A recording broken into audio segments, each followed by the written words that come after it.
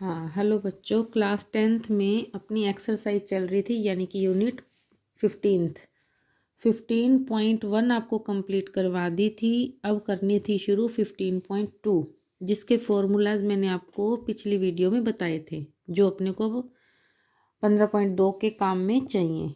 ठीक है, लेकिन उसमें एक फार्मूला मेरा रह गया था बताना, जो इम्पोर्टेंट फार्मूले तो खैर सारे इम्पोर्टेंट ही होते हैं, बट जिसकी हमें ज़रूरत है 15.2 को काम करने के लिए। ठीक है, वो है वृत्तखंड, यानी कि जो सर्कल का छोटा सा हिस्सा होता है उसका क्षेत्रफल फाइंड यानी एरिया फाइंड करना है। ठीक है,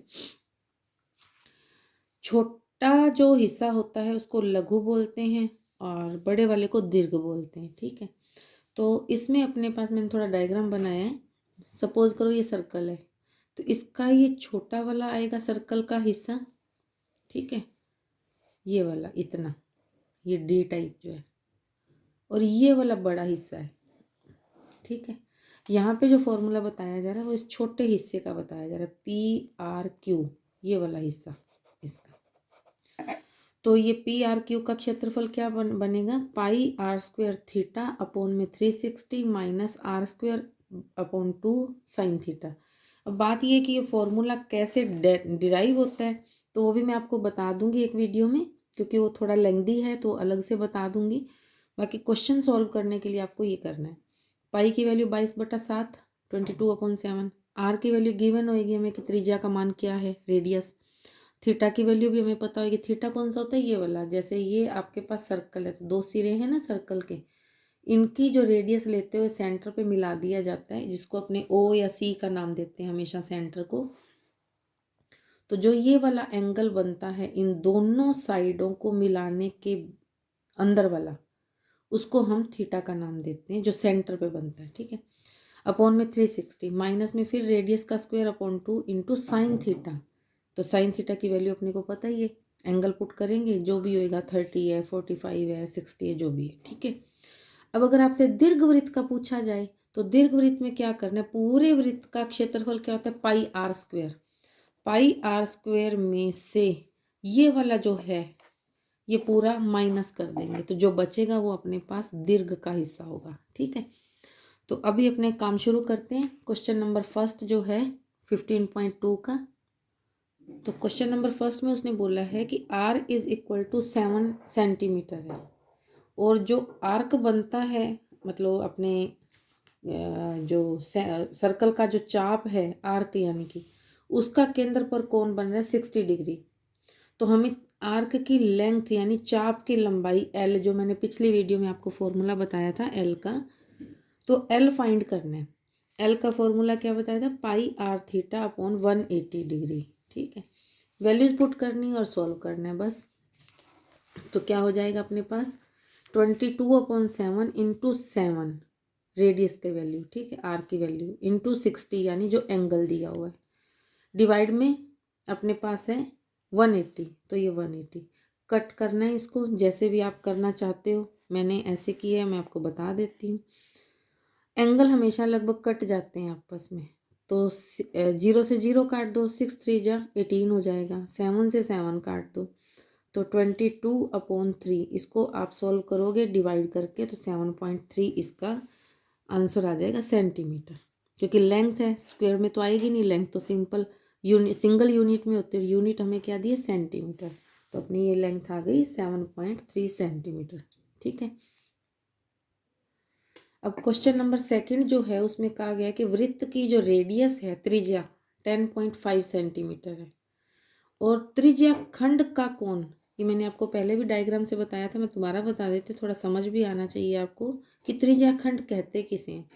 त्रिज्याओं के द्वारा जो एरिया घेरा जाता है ना, जैसे ये दो त्रिज्याएं हैं, ये सेंटर है, ये दो त्रिज्याएं हो गई, इनके द्वारा जो सेंटर क्या एरिया घेरा गया है वो त्रिज्या खंड कहलाता है। ठीक है, तो त्रिज्या खंड का कोण यानी ये वाला एंगल, ये वाला एंगल, ठीक है, तो वो हमें 45 डिग्री दिया गया है।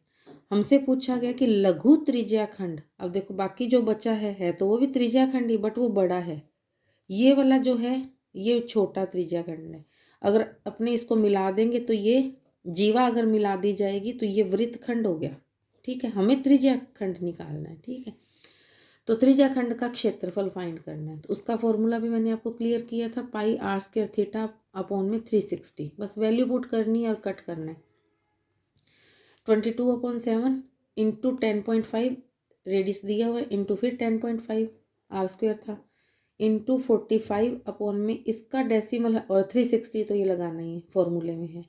डेसिमल हटाया 10, डेसिमल हटाया 10। अब इसको कट करना है। कट करने में भी आप ध्यान रखना, एंगल हमेशा आपस में कटता है। ये सीधा 8 पे ही कट रहा है 45 के। अब 45 की टेबल तो मेरे को भी ध्यान नहीं है, ठीक है, लेकिन अपने आइडिया लगा सकते हैं कि 2 पे करते हैं तो 90 आता है, तो ये 4 टाइम 2 है 90, यानी कि 4 टाइम 90 बनता है 360, यानी अपने आप 8 हो गया ना। आप अपनी 5 की टेबल पे काट लेना, 5 और फिर 9 की टेबल पे, ठीक है। अब 5 की टेबल पे इसको काटो, 21, ये 2 आ जाएगा, सेम एज इट यहाँ पे 21 और ये 2 आ जाएगा। अब एक बार 2 यहाँ से काटो और यहाँ पे 11 आ जाएगा। अब और तो हाँ एक और कट रहा है, 7 3 जा 21 होता है। अब क्या करोगे इसमें, और तो नहीं कटेगा, और नहीं कटता तो इसको अपने मल्टीप्लाई करेंगे। 11 3 जा 33 इंटू 21 डिवाइड में 16, 2 8 जा 16। अब इसका मल्टीप्लाई किया, 21 दिया 63, 6 63 और 6 69 डिवाइड में 16। इसको डिवाइड करोगे तो आपके पास क्या आ जाएगा, 16 4 जा 64, तो 5 बच गए 53, 16 3 जा 48, फिर 5 बच गए 16 3 जा 48, फिर 2 बच गए, 0 तो मिल ही जाएगी, पॉइंट लगाया हुआ है, तो 16 1 जा, पीछे आंसर इतना ही। बाकी अगर आप और करना चाहते हो तो ये आ जाएगा, 4 बचेगा, 4 में 0 लगाई, 16 2 जा 32, 8 बचेगा, 16 5 जा 80 पूरा, तो पूरा का पूरा ये जा रहा है आंसर, ठीक है। तो पीछे क्या लगाओगे, एरिया फाइंड करना है ना, तो एरिया डबल यानी स्क्वायर में होता है, वर्ग या स्क्वायर पीछे सेंटीमीटर, यानी कि स्क्वायर यूनिट होता है। आपको आंसर पीछे 31 तक ही दिया, 31 पॉइंट के बाद 31, ठीक है। तो ये आपका क्वेश्चन कंप्लीट होता है।